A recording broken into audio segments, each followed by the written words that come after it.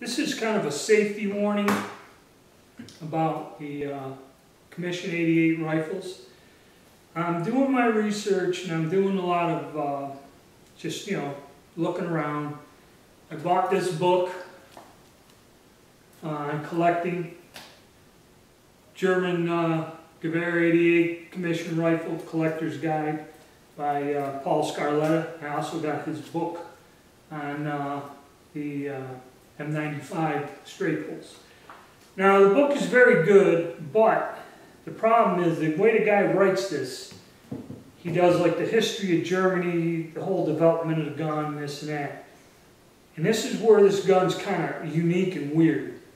Is 1888 the Germans adopted this gun, but by 1898, 10 years later, the Mauser come out with a bolt-action rifle, which eventually the German government adopted. And there were a lot of, on these early guns, as usual, there was a lot of problems with the ammunition, with the barrels, especially, diameter of bullets, and with the barrels in terms of how they were made, how they were rifled, the depth of the rifling, bore size and that. And the thing is, I haven't completed this book. This book is written in a timeline. And you have to start from the very beginning and go all the way through to get the information. It doesn't like have a short and condensed version to explain this. And in my work just this week on here, I always thought that the mark, if it had an S on there or whatever, that it would take a regular 8mm Spitzer bullet, that the groove diameter was 324 thousandths. That ain't the case. These guns are doing all kinds of weird stuff, and I'm getting strange variations in the groove diameters, irregardless of the markings. And what it boils down to is the Germans adopted this gun, had problems, made changes, and in the midst of making these changes haphazardly, because this was a frontline weapon, they were converting some and doing this, and then they started to adopt the model 1898 rifle, which they liked a lot better, and they originally used the 1888 rifle ammo. And then they decided that they had problems with the ammunition.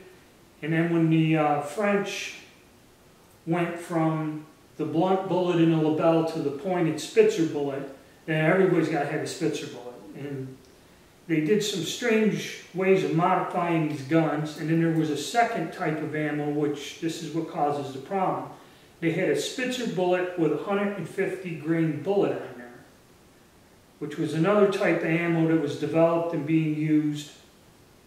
And then once they chambered the machine guns and everything, much like the Mosin Nagants and that, you got like a 150 grain bullet they had for the rifle, but they ended up going with a 198 grain, I believe, in the 8mm, much like the 180 grain in the 7.62 by 54 rim, which is a better long range bullet for use in machine guns. And of course, over time, and the way it is, they just standardize it. Most of your loads now, or any of the more current ammo, will be with these heavier bullets. Where over 100 years ago, originally they were using 150 grain bullets.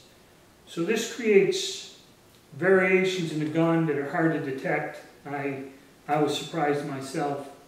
And the problem is there's some I think it's Romanian 8mm ammo come out on the surplus market. And some of you guys that made videos on this rifle on YouTube are using it in there. And I've also seen online in different forums or blogs, whatever, that people say to use that Romanian ammo, it's okay, it's loaded to World War I standards.